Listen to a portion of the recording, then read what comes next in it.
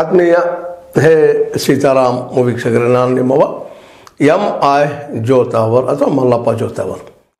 ಈ ದಿನ ಈಗಾಗಲೇ ನೋಡಿದಿರಿ, ದಕ್ಷಿಣ ಉತ್ತರ ಭಾರತ ಬೇರೆ ಮಾಡ್ತಾ ಇದ್ದಾರಂತೆ. ತಮ್ಮ ಹಕ್ಕುಗಳನ್ನು ತಮ್ಮ ಪಾಲಿಗೆ ಬರಬೇಕಾದಂಥ ಒಂದು ತೆರಿಗೆಯ ಪಾಲನ್ನು ಕೇಳಿದರೆ ಇವತ್ತು ಈ ಒಂದು BJPಗರು ದೇಶ ಹೊಡಿತಾ ಇದ್ದಾರೆ, ಎರಡು ಮಾಡ್ತಾ ಇದ್ದಾರೆ ಅಂತ ಒಂದು ಹುಯಿಲು ಎಬ್ಬಿಸ್ತಾ ಇದ್ದಾರೆ. ಅದಕ್ಕೆ ತಕ್ಕಂಗೆ ನಮ್ಮ ಗೋಧಿ ಮೀಡಿಯಾನು ಸಹಿತ ಹೌದು ದೇಶ ಹೊಡ್ಲಿಕ್ಕಂತ ಅವ್ಯಾಕ್ ಕ್ರಿಯೇಟ್ ಮಾಡ್ತಾ ಇದ್ದಾರೆ. ಇಲ್ಲೇ ಭಾಳ ಎಚ್ಚರಿಂದ ಈ ಮಾತು ಮಾತಾಡ್ಬೇಕಾಗಿದೆ. ಇದನ್ನು ಹೊಡೆಯುವ ಕೆಲಸ ಹೌದು ಅಂದಿರ್ಬೋದು, ಇಲ್ಲ ಅಂತಲ್ಲ, DK ಸುರೇಶ್ ಅಂದಿರ್ಬೋದು. ಆದರೆ ಅವರು ಒಂದು ಪಾರ್ಟಿಯ ಲೀಡಿಂಗ್ ಪರ್ಸನ್ ಅಷ್ಟೇ ವಿನಃ ಇಡೀ ದಕ್ಷಿಣ ಭಾರತ ರಿಪ್ರೆಸೆಂಟೇಟಿವ್ ಏನಲ್ಲ. ಅವ್ರು ಅಂದಿದ್ದನ್ನು ಎಲ್ಲರಿಗೂ ಈಗ ಟೀಕಾ ಮಾಡಿದ್ದಾರೆ. ಮತ್ತು ಮಾತನಾಡೋ ಹಕ್ಕು ನಮ್ಮಲ್ಲಿ ಅದ, ಆ ಹಕ್ಕನ್ನು ಕಸ್ಕೊಳ್ಳಿಕ್ಕೆ ಆಗೋದಿಲ್ಲ. ಬಟ್ ರಾಷ್ಟ್ರದ ವಿರೋಧಿ ಅಲ್ಲದು. ಯಾಕೆ ನಮ್ಮ ಪಾಲನ್ನು ಹೆಚ್ಚಿಕೊಡ್ರಿ, ಕರ್ನಾಟಕ ಈಗ ಭಾರತದಲ್ಲಿದೆ ಅನ್ನೋದನ್ನು ಒಪ್ಕೊಂಡವ್ರು ಅದನ್ನು ಕೇಳ್ತಾ ಇದ್ದಾರೆ.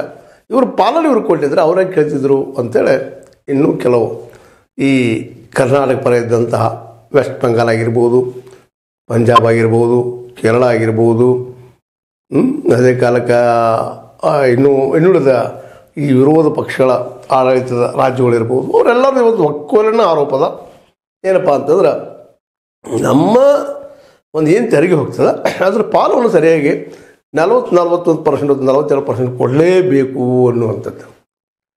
ಅದರಲ್ಲಿ ತಪ್ಪಿಲ್ಲ ಅನ್ನಿಸ್ತದೆ. ಯಾಕಂದ್ರೆ 15 ಮತ್ತು 14ನೇ ಹಣಕಾಸಿನ ಆಯೋಗ ಈಗಾಗಲೇ ಅದನ್ನು ರೆಕಮೆಂಡ್ ಮಾಡ್ಯದ. ಅವ್ರವ್ರ ಪಾಲು 40, 41, ಒಂದು 10% ಅಂದರೆ 50 ಇರಬೇಕಾಗಿತ್ತು. ಆದರೆ ಸೆಂಟ್ರಲ್ಗೆ 60%, ತಮಗೆ 40%, ಒಂದು ಅವನವ್ರ ಎವರೇಜ್ ಮಾಡಿದ್ದಾರೆ. ಎಲ್ಲರಿಗೂ ಕೊಡಬೇಕು ಅವ್ರವ್ರ ಪಾಲು ಅಂತೇಳಿ.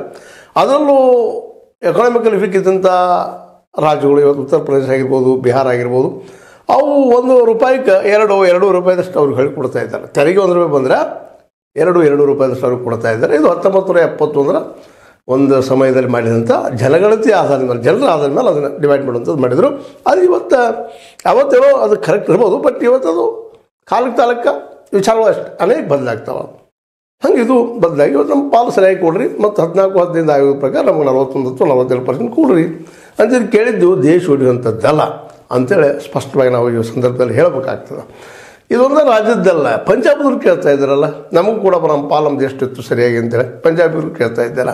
ಇನ್ನು ದಿಲ್ಲಿಗರು ಕೇಳ್ಬೋದು, ಇಂದಿಲ್ಲ ನಾಳೆ. ಅದೇ ಕಾಲಕ್ಕೆ ವೆಸ್ಟ್ ಬೆಂಗಾಲ್ದವ್ರು ಅಂತ ಈಗಲ್ಲ ಎಲ್ಲವೂ ಸಹ ಇದನ್ನು ವ್ಯಕ್ತಪಡಿಸಿದ್ದಾರೆ. ಹಾಗಾದ್ರೆ ಮತ್ತು ಪೂರ್ವ ಇಂಡಿಯಾನು ಬೇರೆ ಆಗ್ತದೆ ಅಂತ ನಂಗಿಲ್ಲ. ಅವ್ರು ತಮ್ಮ ಹಕ್ಕನ್ನು ಕೇಳಿದರೆ, ತಮ್ಮ ಬರಬೇಕಾಗಿದ್ದನ್ನು ಕೇಳಬೇಕಾದ್ರೆ ಇವತ್ತು ಅನೇಕ ಯೋಜನೆಗಳಿದ್ದಾವೆ ಸೆಂಟ್ರಲ್ದು. ಅವು ಸರಿಯಾಗಿ ದುಡ್ಡು ಹೋಗ್ತಾ ಇಲ್ಲ, ಮುಟ್ತಾ ಇಲ್ಲ. ಮನೆಯಾಗ ಆಗಿರ್ಬೋದು, PM ಆವಾಸ್ ಯೋಜನೆ ಆಗಿರ್ಬೋದು, ಬರಗಳ ಸಂದರ್ಭದಲ್ಲೇ ಆ ಬರ ಪೀಡಿತ ಏರಿಯಾಗೆ ಹಂಚೋದಾಗಿರ್ಬೋದು, 1-2 ಸೆಂಟ್ರಲ್ ಜೋಡಿ ಇದ್ದಂಥದ್ದು. ನಾವು ಅಷ್ಟೊಂದು ಟ್ಯಾಕ್ಸ್ ಯಾಕೆ ಕಳಿಸ್ತಾ ಇರ್ತೀವಲ್ಲ, 60% ಟ್ಯಾಕ್ಸ್ ನಾವು ಸೆಂಟ್ರಲ್ಗೆ ಯಾಕೆ ಕೊಡ್ತೀವಿ? ಸೆಂಟ್ರಲ್ ಯಾಕೆ ತೊಗೊಳ್ಕೊಡೋದು ಅಂದರೆ ಅನಿವಾರ್ಯ ಸಂದರ್ಭದಲ್ಲೇ ರಾಜ್ಯಗಳಿಗೆ ಸಹಾಯ ಮಾಡೋದಕ್ಕಾಗಿ ಮತ್ತು ವೀಕ್ ಇದ್ದಂಥ ರಾಜ್ಯಗಳನ್ನ ಸಲುವಾಗಿ ಮಾಡ್ತಾ ಇದ್ದಾರೆ. ಹೌದು, ಟ್ಯಾಕ್ಸ್ ಕಲೆಕ್ಷನ್